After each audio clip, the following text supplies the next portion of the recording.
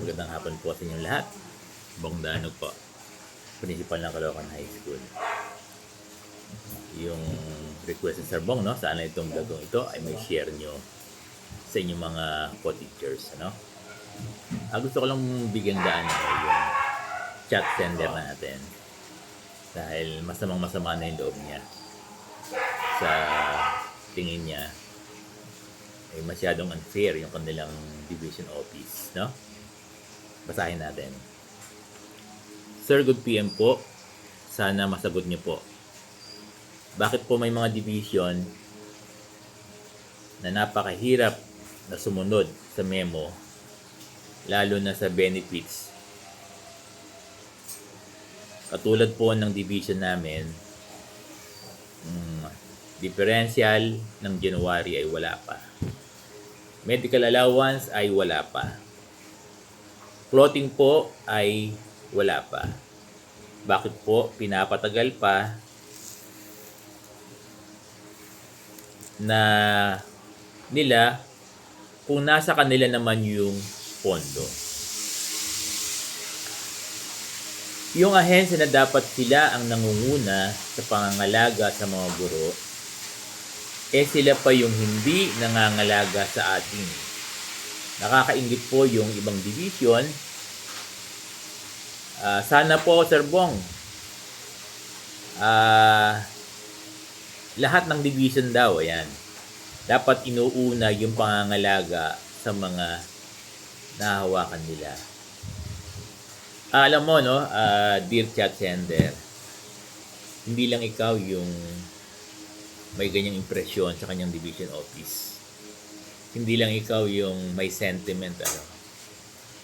Hindi lang ikaw yung nagagalit na iba na talagang hindi mo na mapigil maglabas ng sama ng loob. Hindi ka nag-iisa. Actually, yung mga chat sa akin, ano, kung mababasa mo yung mga posts sa mga vlogs natin, ano, doon sa aking, diyan sa aking FB account, makikita mo na halos buong Pilipinas ay may katulad nung taong katulad mo na may ganitong pananaw, ano, sa kanyang division office na sobrang katulad ng sinasabi mo na parang hindi nangangalaga sa inyo. Na? Yan yung sabi mo, hindi nangangalaga sa inyo, no? Naunawaan kita, pwede mong masabi. Kasi nga, sa mga binanggit mo, wala pang January differential, pero sa ibang division kami meron na. Diba? Walang medical. Diba? Sa ibang division meron na, sa Caloocan din meron na. Pero sa inyo kamo, wala pa. Clothing, sa ibang division meron na, sa Caloocan meron na, sa inyo wala pa.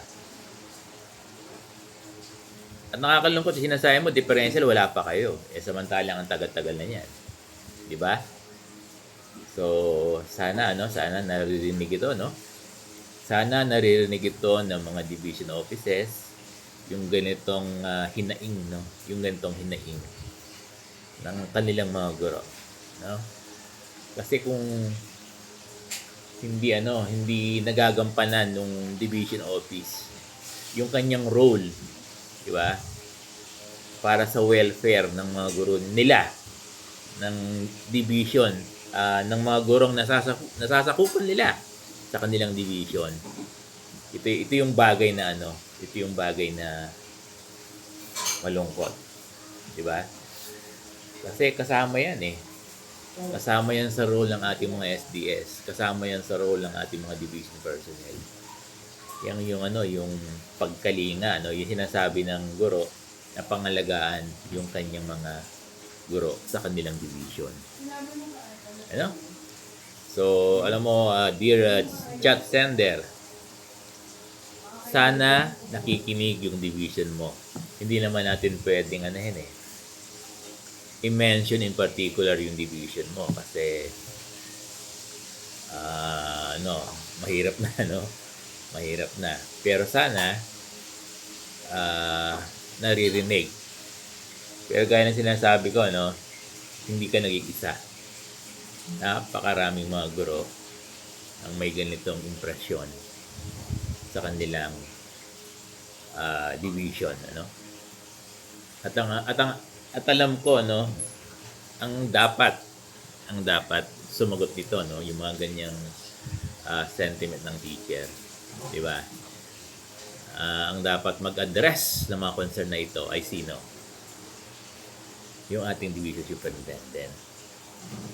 Di ba, bakit naman sa ibang division na address accordingly yung mga benepisyo ng guro na dumating dapat on time, nabibigay na hindi delay, di ba? Kayang ibigay ng mga division, di ba, yung iba na hindi sila nadi-delay, na maganda yung sistema nila sa kanilang mga division, di ba? Na yung mga teacher ay hindi na magkakaroon ng issue, hindi na magkakaroon ng reklamo. Yung mga ibang division office, parang okay lang sa kanila, no? Na nagkakaroon ng reklamo yung mga teachers, Parang baliwala sa kanila pag pag nagigipit yung mga teacher.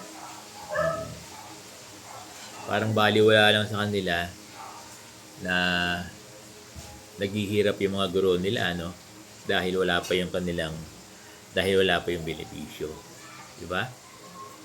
Natutuwa ba yung ating mga division office, yung ating mga SDS, no, na sa nararanasan ganito ng ating mga guro? Maraming salamat po.